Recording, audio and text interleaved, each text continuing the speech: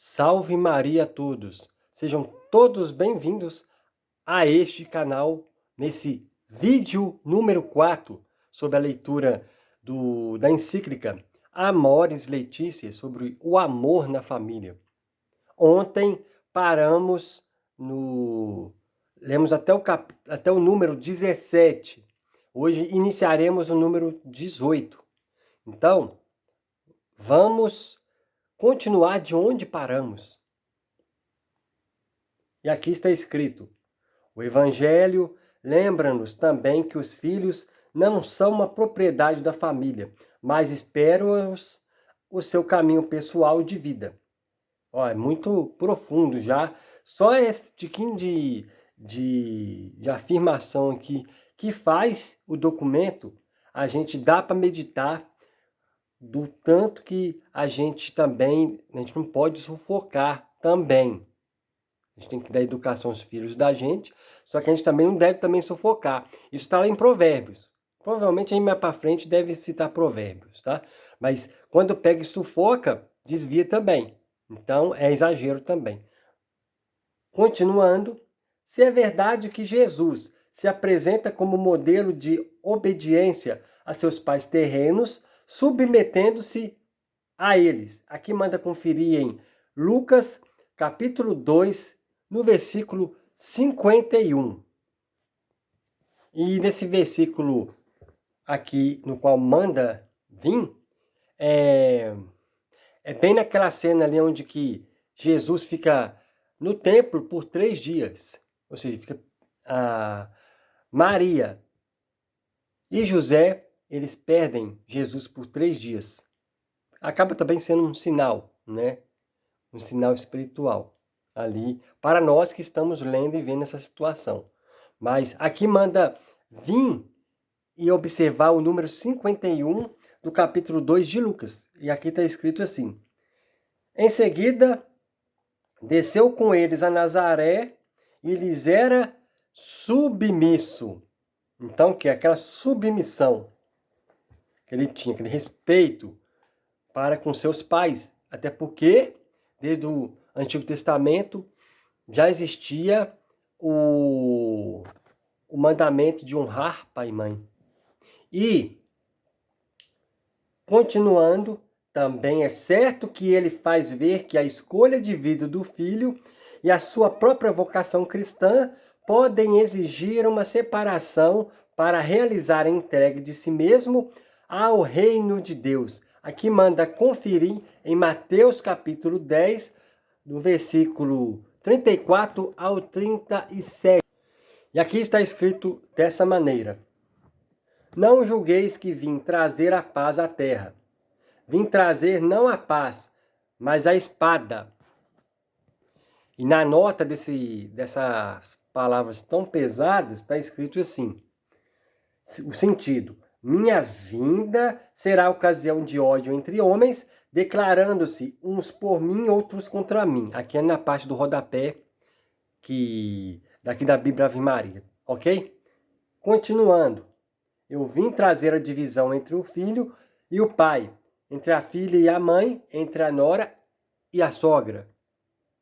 E os inimigos do homem serão as pessoas de sua própria casa. Quem ama seu pai ou sua mãe mais que a mim, não é digno de mim. Quem ama seu filho mais que a mim, não é digno de mim. E o outro trecho, no qual manda também ir, é Lucas capítulo 9, do 59 ao 62. E lá está escrito dessa maneira: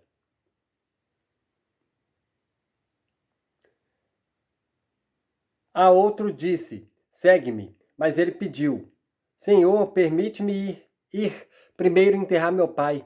Mas Jesus disse-lhe, deixa que os mortos enterrem seus mortos. Tu, porém, vai e anuncia o reino de Deus. Um outro ainda lhe falou, Senhor, te seguirei, mas permite primeiro que me despeça dos que estão em casa. Mas Jesus disse-lhe, aquele que põe a mão no arado e olha para trás, não é apto para o reino de Deus. Então, aqui eu vou dar uma continuada nesse trecho aqui, para a gente poder entender mais, né? Lembrando que Jesus sabia muito bem a missão dele. E ensinava as pessoas também qual que é a missão de cada um, ok? Mais ainda, ele próprio, aos 12 anos, responde a Maria e a José que tem uma missão mais alta a realizar, para além da sua família histórica. Aqui já é relacionado ao primeiro trecho no qual eu li, que foi Lucas capítulo 2, no versículo 51.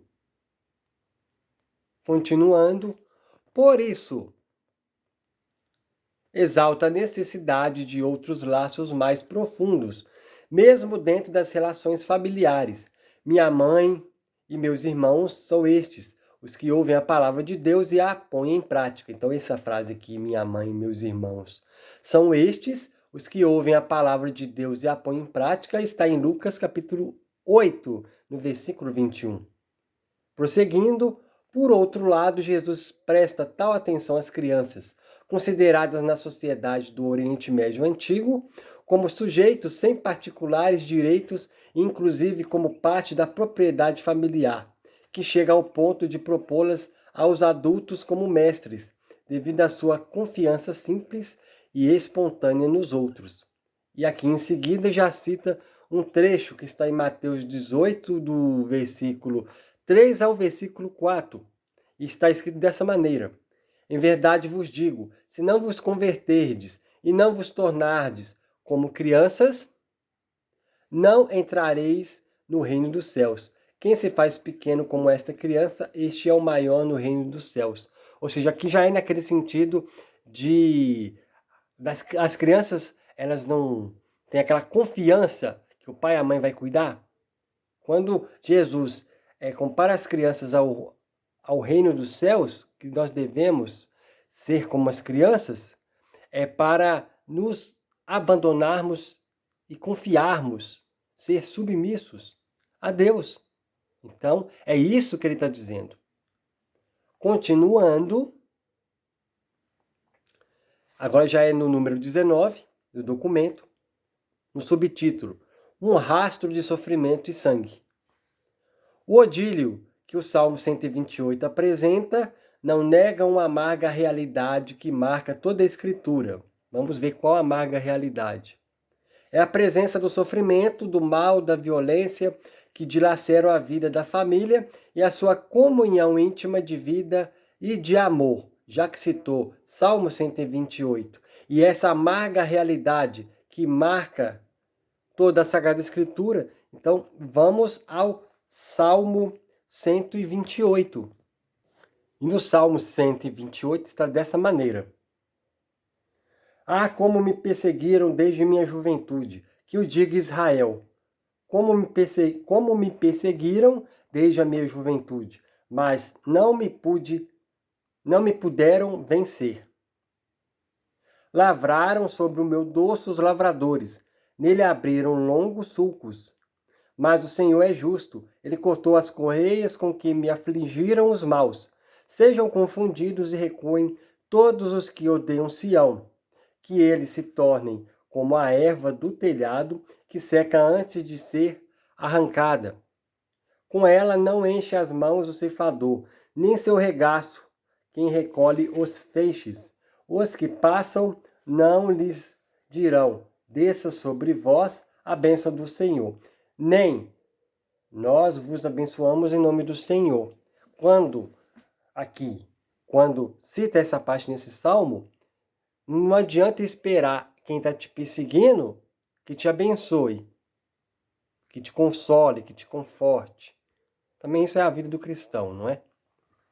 Continuando, ele falou desse trecho do 19, falando da presença do sofrimento, do mal, da violência, que dilaceram a vida da família e a sua comunhão íntima de vida de amor. Então o Salmo aponta para o Salmo 128 que eu li aqui agora. Não é de estranhar que o discurso de Cristo sobre o matrimônio apareça inserido em uma disputa a respeito do divórcio. Está pedindo aqui para conferir em Mateus, no capítulo 19, do 3 ao 9. Aquela cena onde que os fariseus falam da certidão de divórcio. Chegam para ele indagando que Moisés deu a certidão, a carta de divórcio. E aí, para saber o que ele achava sobre. É lógico que os fariseus sempre chegavam com aquela pegadinha, para que ele caísse em alguma contradição. Esse que era o interesse dos fariseus, né?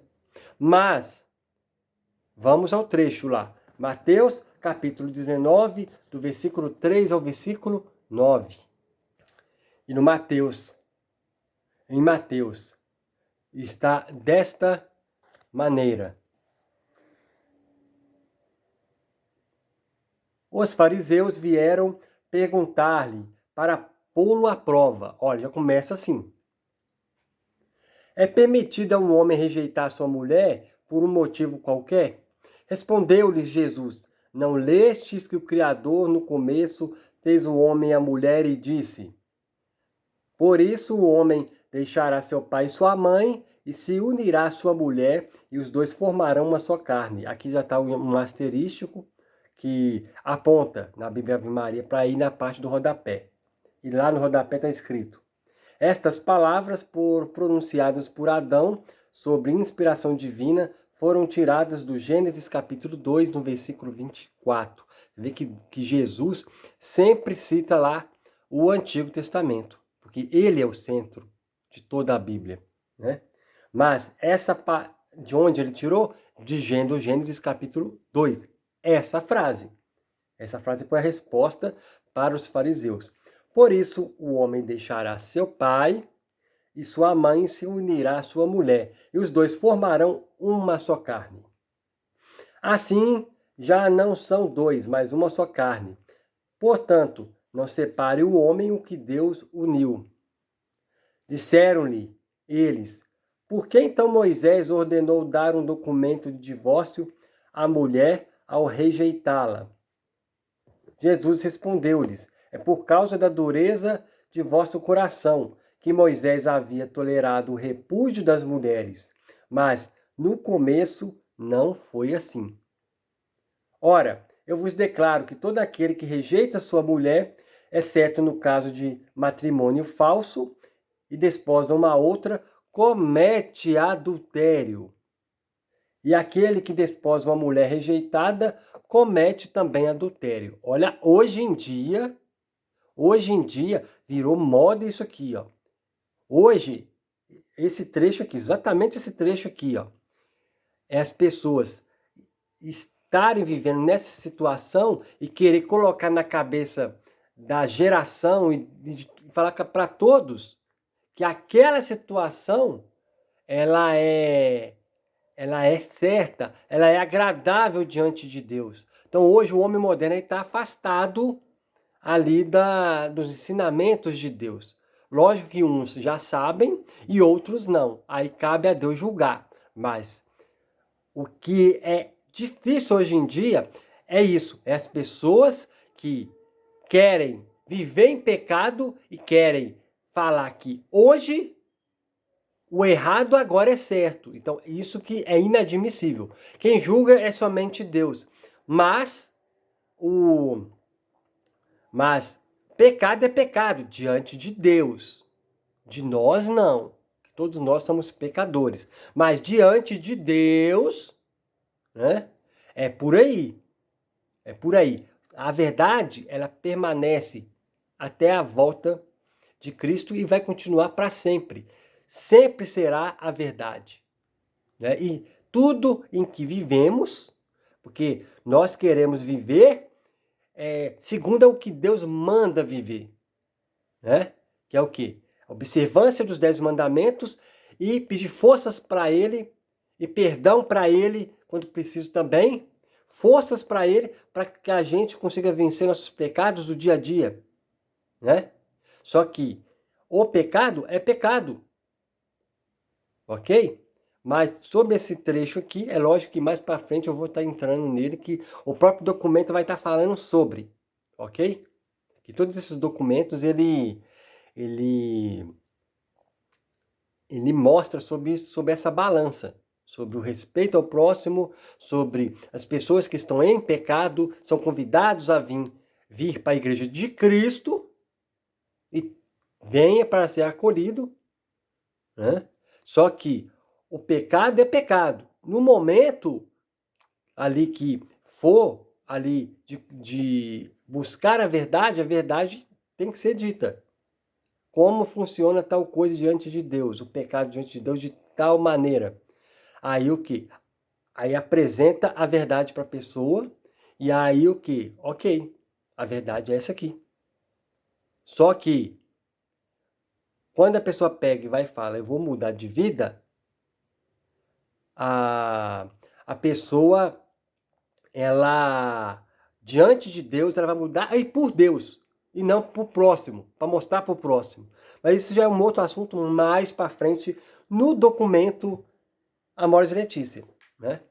Então, continuando, porque eu entrei nesse trecho, ó, não é de estranhar que o discurso de Cristo sobre o matrimônio apareça inserido em uma disputa a respeito do divórcio, em qual ele fala ali que é adultério, né? Quem se une a uma mulher repudiada ou a um homem repudiado de um casamento também comete adultério, e quem assumiu também a mesma coisa. A verdade é a verdade, né? É igual morar junto.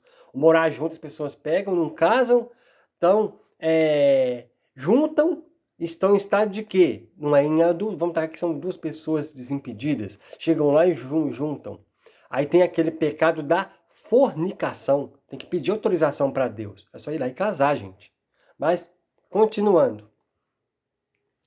A palavra de Deus é testemunha constante desta dimensão obscura que assoma já nos primórdios, quando com o pecado a relação de amor e pureza entre o homem e a mulher se transforma em um domínio. Teus desejos te arrastarão para teu marido e ele te dominará. Esse trecho aqui. Teus desejos te arrastarão para teu marido e ele te dominará. Gênesis capítulo 3, no versículo 16. Número 20 do documento. É um rastro de sofrimento e sangue que atravessa muitas páginas da Bíblia, a começar pela violência fratricida.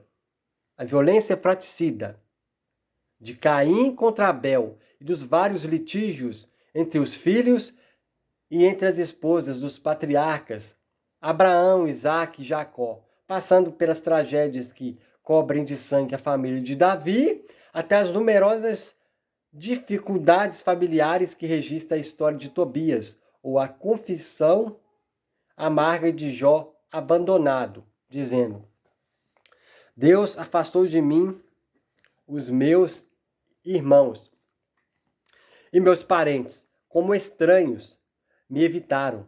Minha mulher enojou-se do meu hálito e tornei-me asqueroso aos filhos de minha mãe. Aqui está em Jó, esse trecho aqui, está em Jó, lá no Antigo Testamento, capítulo 19, nos versículos 13 e no versículo 17. Né? Então, até aqui, já está de bom tamanho, está dando quase 19 minutos de vídeo. Amanhã, ou no próximo dia que eu colocar o vídeo, vou continuar no número 21 do documento. Amoris Laetitia. Obrigado a você que está acompanhando. Isso aqui é muito importante e que não é muito falado, ao menos que eu não vejo na internet. Quando a gente vê, são pessoas que não param assim para ler, para jogar na nossa linguagem, aí do povo comum, né, no leigo comum. Às vezes é aquela linguagem mais jurídica, parece que está meio em cima do muro, a gente não consegue entender. Então aqui eu vou lendo e vou explicando sobre, né?